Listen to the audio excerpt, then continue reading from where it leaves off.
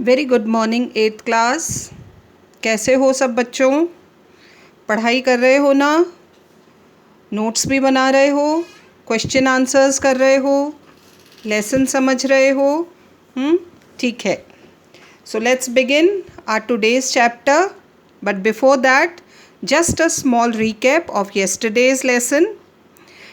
We were discussing the characteristics or the main features of our Indian Constitution, and the first feature that we have discussed was written lengthiest constitution. Because India's constitution is written down, सब कुछ लिखा गया है उसमें, so it has become one of the lengthiest constitutions in the world. Everything is written down in black and white, सब कुछ लिखा गया है। ये आपको समझाया था मैंने। See that was our first point, written constitution. And I told you that in each class every day we will take up one characteristic so that you can easily understand that. आज का छोटा है लेकिन बहुत important topic है। And what's the topic today? Partly rigid and partly flexible. Now let me explain the meaning of these words. Partly means कुछ हिस्सा, तो it's partly rigid. कुछ हिस्सा बहुत कठोर है और कुछ हिस्सा बहुत फ्लेक्सिबल है। अब ये यूज़ हो रहा है बच्चों for making changes. As I told you, our constitution was made in 1950 में इम्प्लीमेंट हुआ, 46 से 49 के बीच में बना, and it was implemented in 1950. जो कुछ भी कॉन्स्टिट्यूशन में लिखा गया वो उस समय के हिसाब से था. It was according to those times. Remember, India was just emerging after long slavery period. हमें इंडिपेंडेंस मिली थी. 190 ईयर्स से हम ब्रिटिश रूल के अंडर में थे. सो बहुत कुछ ऐसा था उस समय के सर्कमस्टेंसेस के हिसाब से. फिर लास्ट लेसन जब मैं आपको रिटन वाली बात बता रही थी, हमने अपना कॉन्स्टिट्यूशन कैसे लिखा है. हर कॉन्स्टिट्यूशन में जो कुछ भी अच्छी बात थी वर्ल्ड के कॉन्स्टिट्यूशंस में, हमारे फ्रेमर्स ने उसे पढ़ा और जो कुछ उन्हें अच्छा लगा वो उन्होंने कॉन्स्टिट्यूशन में लिख दिया. पर जो भी लिखा गया है that was according to those times, 70 years back, 80 years back. वो उस समय का कॉन्स्टिट्यूशन है, इतना पुराना. वो समय में और आज के समय में बहुत चेंजेस आ चुके हैं और हो रहे हैं, है ना. ये तो आप भी समझते हो that times keep on changing, circumstances keep on changing. हर चीज़ बदलती रहती है. तो जो बातें 1950 में लिखी गई थी वो एज इट इज़ तो लागू नहीं हो सकती आज. उनमें भी कुछ बदलाव करने चाहिए, पढ़ सकते हैं. और इस बदलाव का वर्ड मैंने आपको समझाया था. What is that? Amendment, change. So वो चेंज के हिसाब से हमारा कॉन्स्टिट्यूशन पार्टली रिजिड है और पार्टली फ्लेक्सिबल है. समझते हैं, देखो क्या मतलब होता है. पार्टली रिजिड, बहुत strict, and partly flexible. The Indian Constitution is partly rigid and partly flexible. The procedure laid down for the amendment of the Indian Constitution is neither as easy as in England nor as difficult as in the case of the United States. Again, जब constitution बन रहा था ये सारे constitution हमारे सामने थे. England का भी जो हाफ रिटन है, हाँ, इंग्लैंड का हाफ रिटन है, यूएसए का फुल रिटन कॉन्स्टिट्यूशन है. ये सब लिखे हुए एग्जाम्पल्स हमारे सामने थे. इन दोनों कॉन्स्टिट्यूशन में डिफरेंस ये है, इंग्लैंड का कॉन्स्टिट्यूशन बहुत फ्लेक्सिबल है. It's very flexible, can be changed easily. आराम से कुछ भी बदलाव किए जा सकते हैं. Whereas the constitution of USA is very rigid. इतनी आसानी से उसमें चेंज नहीं लाया जा सकता. तो हमारे सामने दोनों एग्जाम्पल थे, flexible constitution of England and rigid constitution of USA. So we don't wanted to adopt that rigidity, complete rigidity from USA और complete flexibility from England. भाई देखो, अगर कंप्लीट फ्लेक्सिबिलिटी होती, हर चीज़ को जब चाहो तब बदल दो, तो जो चीज़ हर कभी बदली जा सकती है फिर उसकी इम्पोर्टेंस ख़त्म हो जाती है. और वो रिजिडिटी भी नहीं चाहिए थी यूएसए वाली कि भले कुछ भी हो जाए भाई बदल नहीं सकते. तो बदलाव तो ज़रूरी है. You need to change with changing times. तो हमारे कॉन्स्टिट्यूशन फ्रेमर्स दोनों बात दिमाग में रखते थे. उतना फ्लेक्सिबल भी नहीं चाहिए जितना इंग्लैंड का है और उतना रिजिड भी नहीं चाहिए जितना यूएसए का है.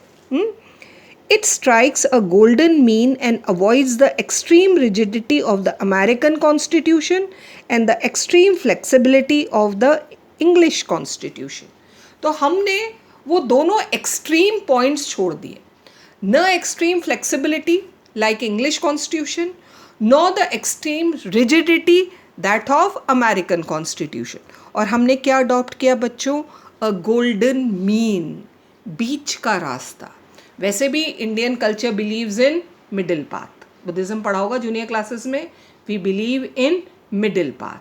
न extreme flexibility, no extreme rigidity.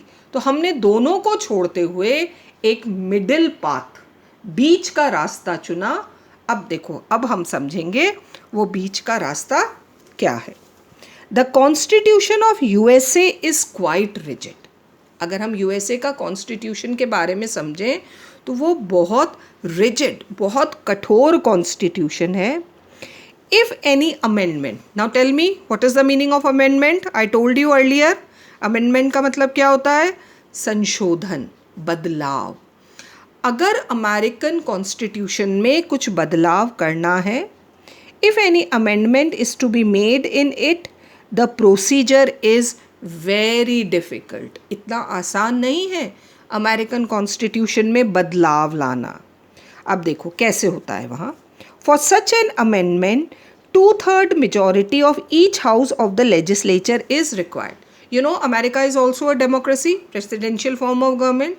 They also have 2 houses of parliament.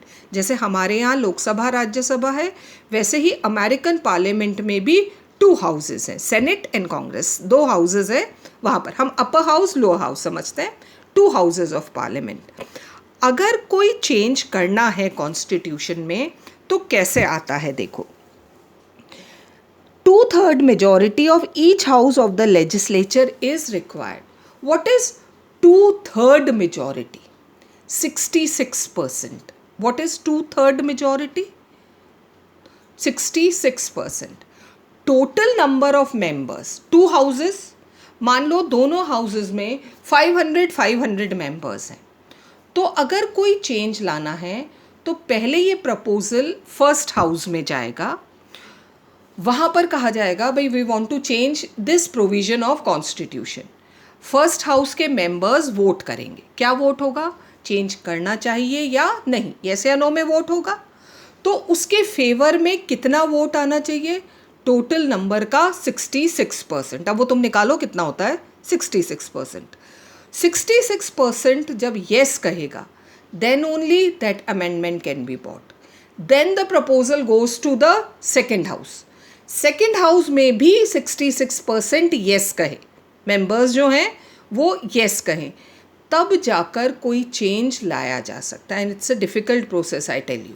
इतनी आसानी से येस नहीं होती है चेंज के लिए. And 66% is a big number.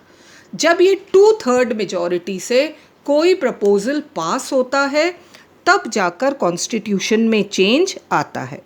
This is not sufficient. अब सिर्फ ये ही नहीं है कि सिर्फ 2/3 मेजॉरिटी से अमेंडमेंट हो गया. Over and above this, such an amendment should also be ratified by at least 3/4 states of the country. पहले तो कंट्री की पार्लियामेंट पास करे, 2/3 majority of first house, 2/3 majority of second house, दोनों हाउसेस ने pass किया. Then this proposal is sent to various states. अलग अलग राज्यों के पास भेजा जाता है. अब स्टेट्स में भी लेजिस्लेचर्स हैं. कम से कम 75% स्टेट्स की लेजिस्लेचर उस प्रपोजल को पास करें.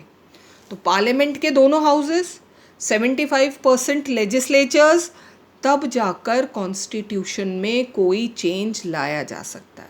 And I tell you children, it's very very very difficult. That's why American Constitution is known as rigid constitution. On the other hand, ये तो हो गई अमेरिका की बात, बदलाव बहुत मुश्किल है ना, इसीलिए बहुत स्ट्रॉन्ग कॉन्स्टिट्यूशन है. On the other hand, the constitution of great Britain, वैसे भी most of the constitution in great Britain is unwritten. हमने समझा था ना, ज़्यादातर वहाँ कन्वेंशंस, प्रैक्टिसेस, ट्रेडिशंस ही चले आ रहे हैं. On the other hand, the Constitution of Great Britain is quite flexible. आसानी से चेंज किया जा सकता है. To make any change, a simple majority of the parliament is required. Simple majority, 51%. अगर इतने members भी कह देते हैं yes, change कर दो इस चीज़ को, तो वो बदलाव आ जाता है. तो these were the example of one rigid constitution, that is of USA, and flexible constitution, that is of England. तो हमने न इतनी रिजिडिटी रखी कि यूएसए जैसा हाल हो, कि बदलाव लाना ही मुश्किल हो जाए, और न इतनी फ्लेक्सिबिलिटी रखी इंग्लैंड जैसा कि हर कभी कॉन्स्टिट्यूशन को बदल लो, क्योंकि जो चीज़ हर कभी बदली जा सकती है वो अपनी इम्पोर्टेंस ख़त्म हो जाती है. हमने क्या चुना बच्चों? द गोल्डन मीन, बीच का रास्ता, the middle path. Our constitution makers chose the via media और the middle path. So we selected the middle path. अब ये मिडल पाथ कैसा है देखो. Some of its provisions can easily be amended. कुछ ऐसे प्रोविजंस जिसमें हर थोड़े टाइम बाद बदलाव की ज़रूरत होती है. There are certain provisions which need to be amend after some time. Such provisions can easily be amended by a simple majority vote of the parliament. वही 51% से पार्लियामेंट चेंज कर सकती है. Some provisions, not all constitution, only some provisions, they can be amended easily by a simple majority vote of the parliament, while certain others, जिससे country पर असर पड़ सकता है, जो इजी वाले हैं, डेली वाले हैं, उनको तो चेंज किया जा सकता है. लेकिन कुछ प्रोविजंस ऐसे हैं जिस पर कंट्री की यूनिटी, इंटेग्रिटी पर असर पड़ सकता है. Certain others can only be amended by 2/3 majority of the parliament. और कुछ प्रोविजंस ऐसे हैं जिनमें पार्लियामेंट की 2/3 मेजॉरिटी चाहिए होती है. Then it goes to the president. उसके बाद जाकर वो चेंज लाया जा सकता है. और कुछ प्रोविजंस तो ऐसे भी हैं बच्चों जो स्टेट से भी पास करने होते हैं. स्टेट लेजिस्लेचर्स, विधानसभाज, उनको पास करें, ये हम आगे पढ़ेंगे. लेकिन अभी के लिए समझना हमें है, हमारा इंडियन कॉन्स्टिट्यूशन ने मिडिल पाथ क्या अडॉप्ट किया है. Some provisions can easily be amended by a simple majority vote of the parliament, and there are certain provisions which require 2/3 majority of the parliament. So the Indian constitution combines the rigidity of the American constitution also and the flexibility of the British constitution also. तो हमने बहुत सोच समझ कर अपना constitution बनाया है. So it's partly rigid and partly flexible. ये प्रोविजन पर डिपेंड करता है क्या है. अगर कोई ईजी डे टू डे वाला है, it can easily be amended. और अगर कंट्री की यूनिटी से जुड़ा हुआ अगर कोई प्रोविज़न है जिससे हमारी देश की एकता पर फ़र्क पड़ सकता है, तो उसके लिए 2/3 majority of the parliament is necessary. So Indian constitution is partly rigid and partly flexible. कुछ आसानी से बदला जा सकता है और कुछ प्रोविजंस को बदलना बहुत मुश्किल है. So this is one feature of our Indian constitution. I hope you understood it. Go through it, समझो एक बार, पढ़ो इसे, समझ में आ जाएगा. Next characteristic will take in next class. Till then keep reading.